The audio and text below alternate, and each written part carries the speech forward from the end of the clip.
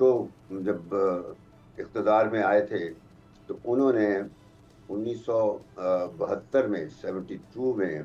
ملتان میں پہلی میٹنگ انہوں نے بلائی تھی سائنسدانوں کی، پاکستانی سائنسدانوں کی، اور ان سے یہ پوچھا تھا کہ کیا آپ لوگ نیوکلیر ویپن بنا سکتے ہیں، تو ان سب نے کہا تھا ایک آواز کے ساتھ کہ بالکل بنا سکتے ہیں۔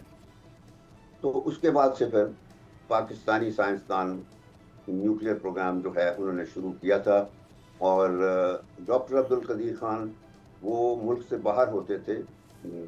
ہالینڈ میں، اور وہ انہوں نے پھر ذوالفقار علی بھٹو کو خط لکھا،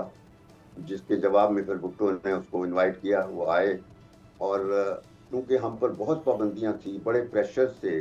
جو نارمل طریقہ ہوتا ہے نیوکلرائزیشن کا،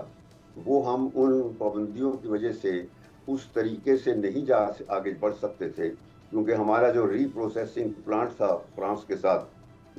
ارلی 70s میں ان دنوں وہاں سب کر رہا تھا، اور میرا بڑا کلوز تعلق تھا ہمارے جو ایٹمی سائنسدان ہوتے تھے ان کے ساتھ۔ تو بدقسمتی سے وہ پھر امریکہ نے پریشر ڈال کر، جس کا طرح آپ نے ذکر کیا 76 کی بات کی، تو وہ ری پروسیسنگ پلانٹ جو تھا وہ ختم کروا دیا گیا تھا۔